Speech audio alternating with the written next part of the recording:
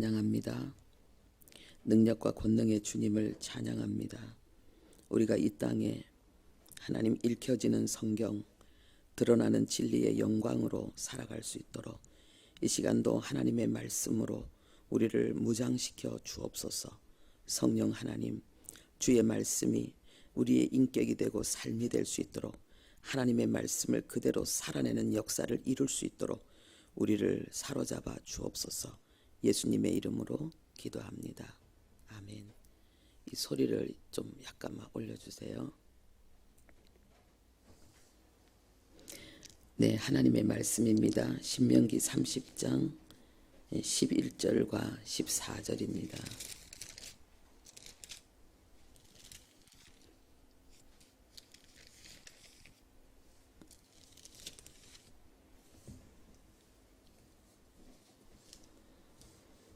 신명기 30장 11절과 14절 우리 함께 합독하겠습니다. 내가 오늘 네게 명령한 이 명령은 네게 어려운 것도 아니요 먼 것도 아니라 오직 그 말씀이 네게 매우 가까워서 네 입에 있으며 네 마음에 있은즉 네가 이를 행할 수 있느니라. 아멘. 하나님의 율법책에 기록된 모든 명령과 규례가 그것을 준행하는 삶이 어려운 것이 아니고 먼 것이 아니라고 했습니다.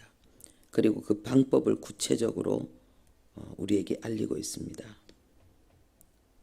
하나님의 말씀이 어떻게 우리에게 실제가 되는가? 그 말씀이 내 입에 있고 내 마음에 있으면 하나님의 말씀은 우리에게 인격이 되고 삶이 된다고 하십니다. 마음에 있고 입에 있지 않는데 지키려고 하니까 힘들고 안 되는 거죠. 하나님의 말씀이 내 마음에 있고 내 입술에 있으면 하나님의 말씀은 지켜지는 것이다. 이렇게 말씀하고 있습니다. 고린도후서 1장 20절에 하나님의 약속은 얼마든지 그리스도 안에서 예가 되니 그런즉 우리가 아멘하여 하나님께 영광 돌리자 그랬습니다. 하나님께서 우리에게 약속하신 수많은 은총의 내용들이 있습니다. 우리가 그것을 아멘, 이 하나님의 말씀을 마음에 있을 뿐만 아니라 입에 이 말씀이 아멘으로 화답되어진다면 우리의 삶 속에 하나님의 영광이 나타날 것이라는 것입니다. 출애굽기 15장 26절에 나는 너희를 치료하는 여호와이니라 하나님이 약속하셨습니다. 하나님이 자신을 우리를 치료하는 분으로 우리의 치유자로 선포하셨습니다. 나는 너의 의사다. 정신뿐만 아니라 육체뿐만 아니라 우리의 모든 생활 습관과 모든 것을 다 바꿀 수 있는 의사다라고 주님이 선포하십니다.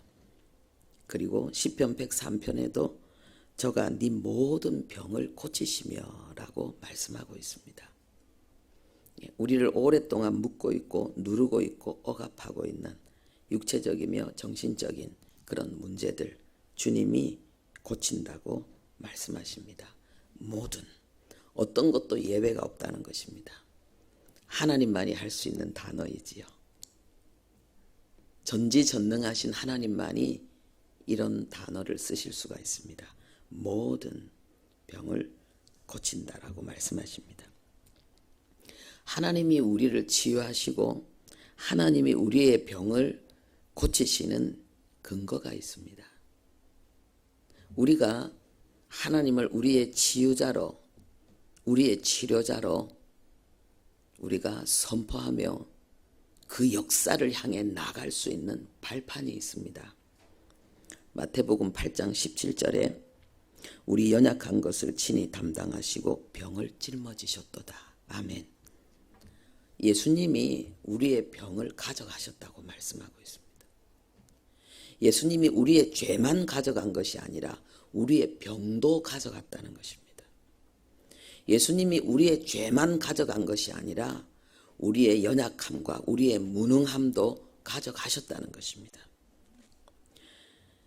그러면 어떻게 예수님은 우리의 병과 우리의 연약함을 가져가셨는가? 요한복음 19장 1절에 빌라도가 예수를 데려다가 채찍질하니라 그랬습니다. 왜 예수님을 때렸을까? 예수님의 몸이 갈기갈기 찢겨지도록 왜 예수님을 그 낚시 바늘, 온갖 쇠 조각들이 그 몸을 뜯어내고 찢어내는 그 죽을 수도 있는 그 험한 채찍에 맞는 고통을 당하셨는가? 우연이 아니라는 거예요. 하나님이 예수님을 그렇게 채찍질하게 하셨는데 그 이유는 뭔가?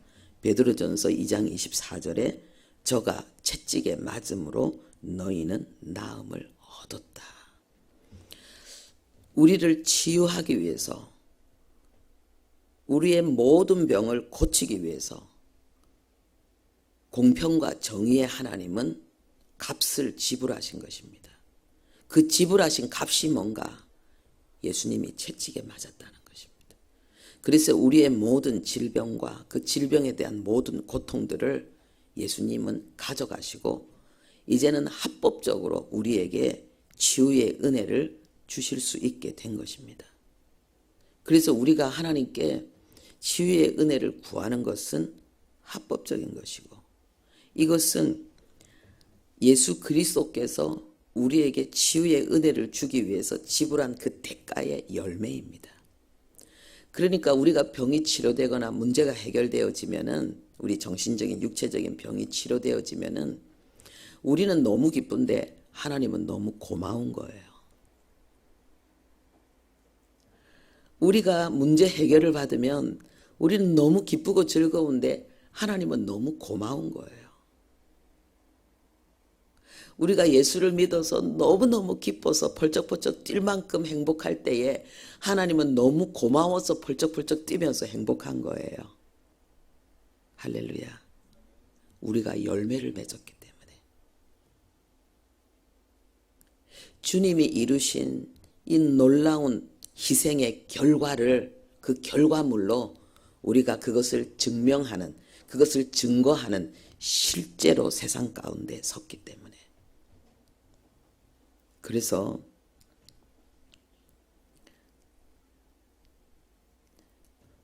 우리가 가지고 있는 문제, 이 질병과 이 연약함은 하나님에게 있어서는 이 진리를 증거할 수 있는 기회인 거죠. 내가 너희를 치료하는 여호와다 라는 이 약속의 말씀이 세상 가운데 실제가 되는, 그래서 하나님의 그 신실하심을 드러낼 수 있는 하나님의 역사가 되는 거죠. 이 사명이 우리에게 있는 거예요. 얼마나 감사합니까? 우리가 구원받은 것은 우리의 영혼을 치유하는 것이고 우리의 삶을 치유하는 근본적인 치유입니다. 그런데 분명히 성경은 말하기를 주님은 우리의 질병도 치료하신다고 말씀하셨습니다.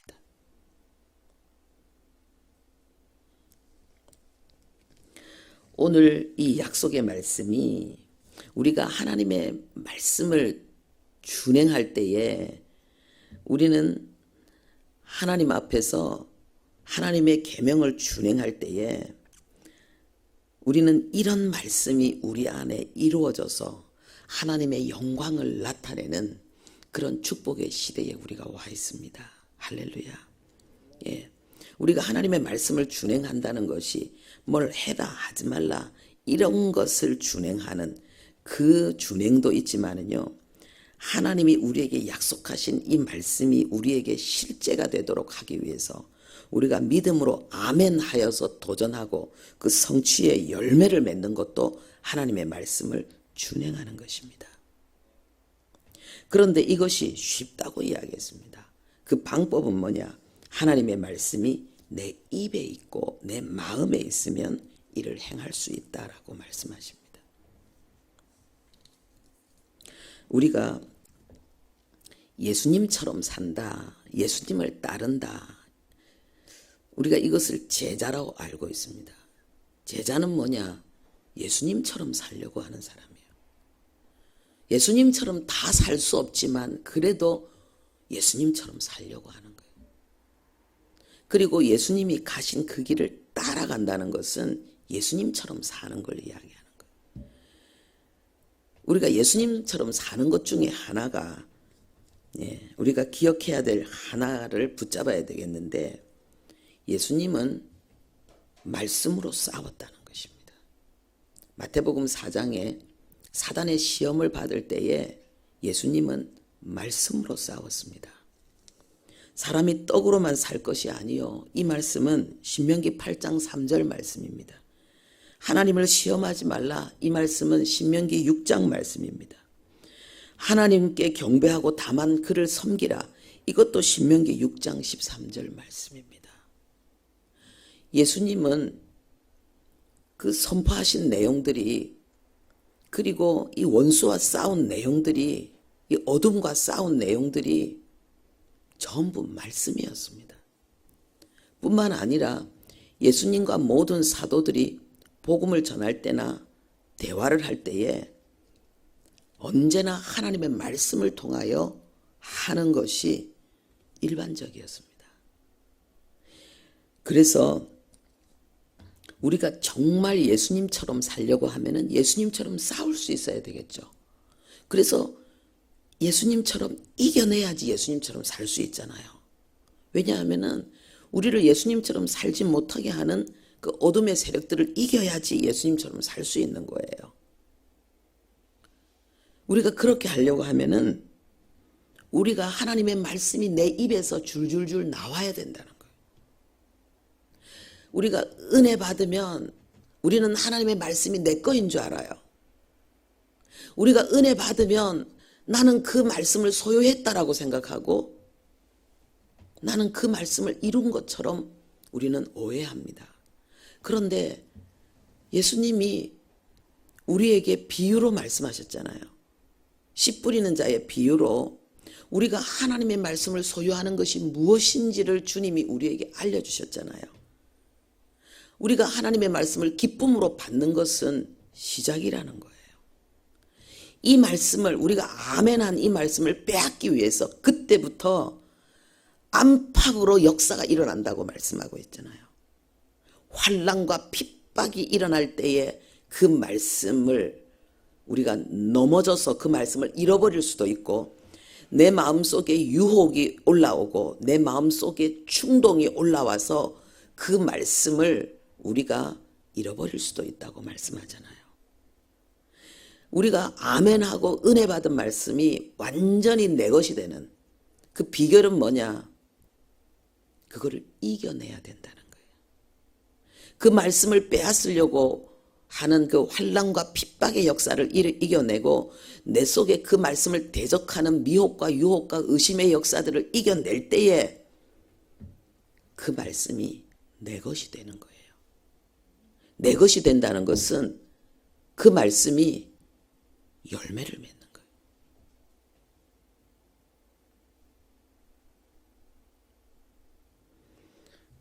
그렇게 하려면 여러분 어떻게 해야 되겠습니까? 말씀을 묵상해야 돼요.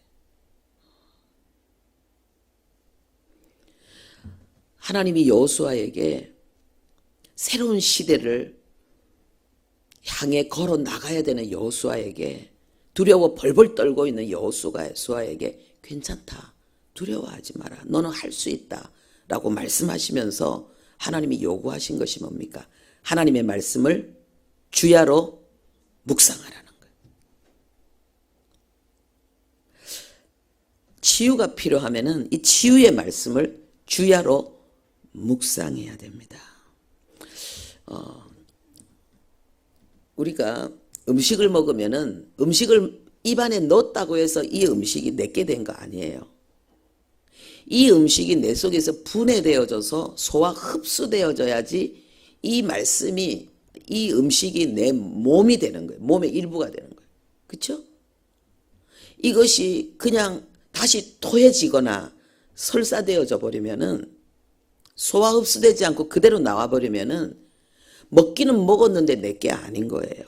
우리가 하나님의 말씀을 아멘으로 받기는 받아도 이 말씀이 내 속에 인격으로 흡수되지 않으면은, 생활 속에 흡수되지 않으면은 이 말씀이 그냥 그대로, 이 말씀이 내 속에서 나를 사로잡고 나를 변화시키고 나를 이끌어가는 그 역사가 내 속에 일어나지 않으면 말씀과 나는 분리되어져 있는 거예요. 그러면 어떻게 됩니까? 더 괴로워요. 음식을 맛있게 먹어도 그게 내 속에서 소화가 안 되면 그때부터 고통이 오잖아요. 그러니까 하나님의 말씀을 듣기는 들었는데 알기는 아는데 이 말씀이 나의 인격으로, 나의 삶으로, 체질로, 생활로 실제가 되지 않으면 우리는 또 다른 고통 속에 들어가게 돼 있다는 거예요. 그런데 이 고통이 은혜라는 거예요. 말씀을 받지 않는 사람은 이 고통이 없어요. 왜 내가 말씀대로 나는 못 사는가? 왜 말씀이 내 속에 이루어지지 않는가? 이 고통이 없어요. 그런데 말씀을 받은 사람은 그 고통이 있는 거예요. 그 고통이 있기 때문에 뭐 하게 됩니까? 기도하게 되는 거예요. 이것이 내 속에서, 이 말씀이 내 속에서 살아서 나를 사로잡기 위해서, 이 말씀이 나와 하나가 되기 위해서 성령의 역사하심이 필요한 거예요. 성령의 역사하심이. 그때까지 그 성령이, 이 말씀이 내 속에서 완전히 흡수되어지기 위해서 우리가 해야 될 게 뭡니까? 이 말씀을 내 입술에 둬야 되는 거예요. 말씀이 내 입에서 나와야 되는 거예요. 내 마음에 있는 말씀이 내 입술을 실제로 점령해야만이, 내가 들은 말씀이 내 마음에서 뿌리를 내렸다는 증거는 뭔가? 내 입술로 그 말씀이 나오는 거예요. 우리가 그렇게 되면은 사라진다는 거예요. 그렇게 되면은 그냥 되어진다는 거예요. 그래서 우리는 어제는 우리가 죄짓지 않는 삶을 목표로, 우리가 하루 삶의 목표로 정하자, 그 말씀이었습니다. 오늘은 뭐냐? 언제나 하나님의 말씀을 선포하는 입술이 되자. 하나님의 말씀이 내 입에 있다는 것은 하나님의 말씀으로 말하는 자가 된다는 거예요. 내 언어와 생각을 하나님의 말씀으로 완전히 옷 입히자. 우리의 고백을 철저하게 하나님의 말씀을 믿음으로 선포하는 믿음의 고백이 되게 하자. 예수님께서 나를 위해서 행하신 것을 고백하고 하나님께서 나를 위해서, 나를 통해서 하고자 하는 것을 고백하자는 거예요. 사탄은 영원히 패해졌습니다. 사단은 영원히 그리스도인에게 있어서 패배한 존재입니다. 이제 우리는 사단을 지배하는 자, 어둠을 지배하는 자, 문제를 지배하는 자입니다. 할렐루야. 어떻게 지배하는가? 하나님의 말씀으로. 아브라함과 사라가 바랄 수 없는 중에 바라고 믿었더니 잉태할 힘을 얻었습니다. 우리가 눈에 보이는 현상과 상황을 우리가 믿는 것이 아니라 하나님의 말씀을 믿을 때에 그 상황을, 그 현상을, 그 모든 증상들을 이겨낼 수 있는 힘이 우리의 몸 안에서 일어나게 되는 것입니다. 기도하겠습니다. 하나님 아버지,